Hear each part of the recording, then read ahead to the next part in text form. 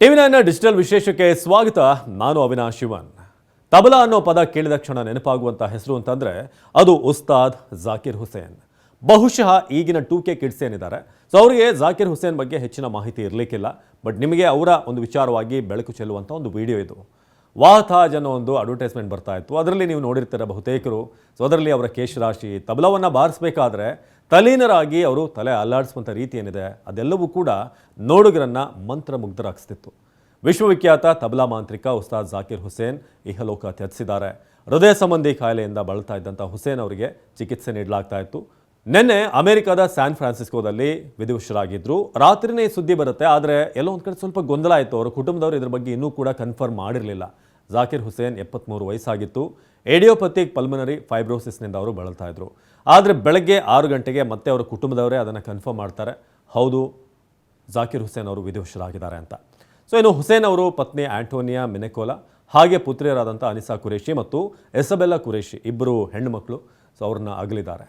ಉಸ್ತಾದ್ ಜಾಕಿರ್ ಹುಸೇನ್ ಭಾರತೀಯ ತಬಲಾ ವಾದಕ, ಸಂಯೋಜಕ, ಸಾರ್ವಕಾಲಿಕ ಶ್ರೇಷ್ಠ ತಬಲಾ ವಾದಕ. ತಬಲಾ ಅಂದರೆ ಜಾಕಿರ್, ಜಾಕಿರ್ ಅಂದರೆ ತಬಲಾ. ಸಂಗೀತಗಾರ ಜಾಕಿರ್ ಹುಸೇನ್ ಇನ್ನು ನೆನಪು ಮಾತ್ರ. ಇನ್ನು ಪ್ರಸಿದ್ಧ ತಬಲಾ ವಾದಕ ಅಲ್ಲಾರಖ ಪುತ್ರ ಜಾಕಿರ್ ಅವರ ಪುತ್ರ ಅವರು. ಇನ್ನು ಮಾರ್ಚ್ 9, 1951 ಜಾಕಿರ್ ಹುಸೇನ್ ಜನಿಸಿದ್ರು. 6 ದಶಕಗಳ ಕಾಲ ತಬಲಾ ನುಡಿಸಿರುವಂಥ ಕೀರ್ತಿಗೆ ಪಾತ್ರರಾಗಿದ್ದಾರೆ ಜಾಕಿರ್ ಹುಸೇನ್. ಪ್ರಮುಖ ವಿವಿಗಳ ಸಂದರ್ಶಕ, ಪ್ರಾಧ್ಯಾಪಕರಾಗಿ ಕೆಲಸ ಮಾಡಿದರು. ಅಂತಾರಾಷ್ಟ್ರೀಯ ಕಲಾವಿದರ ಜೊತೆಗೆ ತಬಲಾ ವಾದನ ಮಾಡಿದರು.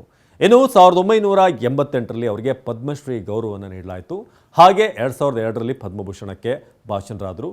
ಹಾಗೆ 2023 ಜಾಕಿರ್ ಹುಸೇನ್ ಅವರಿಗೆ ಪದ್ಮವಿಭೂಷಣ ಗೌರವ ನೀಡಲಾಯಿತು. ಸುಮಾರು 5 ಬಾರಿ ಗ್ರಾಮಿ ಪ್ರಶಸ್ತಿಗೆ ಜಾಕಿರ್ ಹುಸೇನ್ ಅವರು ಭಾಜನರಾಗಿದ್ದಾರೆ. ಇನ್ನು ಆಂಟೋನಿಯಾ ಮಿನೆಕೋಲಾ ಜೊತೆ ಜಾಕಿರ್ ಅವರ ಮದುವೆ ಆಯಿತು. ಅನಿಶಾ ಕುರೇಶಿ ಹಾಗೆ ಇಸಬೆಲ್ಲಾ ಬಗ್ಗೆ ನಾವು ಹೇಳಿದ್ವಿ, ಅವರ ಮಕ್ಕಳು. ಇನ್ನು ಜಾಕಿರ್ ಹುಸೇನ್ರನ್ನ ವಿಶ್ವಶ್ರೇಷ್ಠ ತಬಲಾ ವಾದಕರಲ್ಲಿ ಒಬ್ಬರು ಅಂತ ಪರಿಗಣಿಸಲಾಗುತ್ತೆ. ಅಂತಾರಾಷ್ಟ್ರೀಯ ಮಟ್ಟದಲ್ಲಿ ತಬಲಾ ವಿಚಾರವಾಗಿ ಭಾರತದ ಕೀರ್ತಿ ಪತಾಕಿಯನ್ನ ಹಾರಿಸಿದವರು ಜಾಕಿರ್ ಹುಸೇನ್. ಹುಸೇನ್ ಮನೆತನದಲ್ಲಿ ಸಂಗೀತ ಕೇವಲ ಒಂದು ಕಲಾ ಪ್ರಕಾರ ಆಗಿರಲಿಲ್ಲ, ಅದು ಅವರು ಉಸಿರಾಡುವಂಥ ಗಾಳಿಯಾಗಿತ್ತು. ಚಿಕ್ಕ ವಯಸ್ಸಿನಿಂದಲೂ ಕೂಡ ಜಾಕಿರ್ ಅವರಿಗೆ ತಬಲಾ ಅಂತಂದರೆ ಅಚ್ಚುಮೆಚ್ಚು.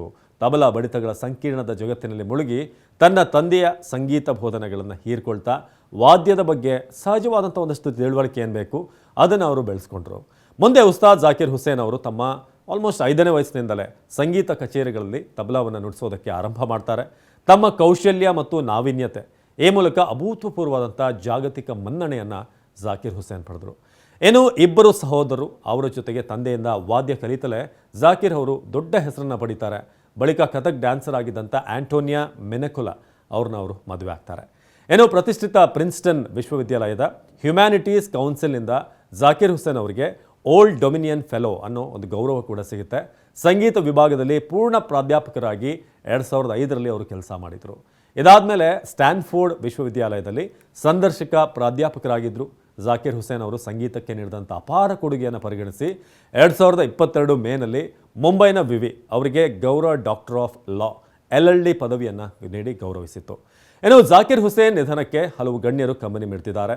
CM ಸಿದ್ದರಾಮಯ್ಯ, ಮಲ್ಲಿಕಾರ್ಜುನ ಖರ್ಗೆ, ಅಖಿಲೇಶ್ ಯಾದವ್, ಪಶ್ಚಿಮ ಬಂಗಾಳ CM ಮಮತಾ ಬ್ಯಾನರ್ಜಿ ಸೇರಿದ ಹಾಗೆ ಅನೇಕ ಗಣ್ಯರು ಸಂತಾಪ ಸೂಚಿಸಿದ್ದಾರೆ.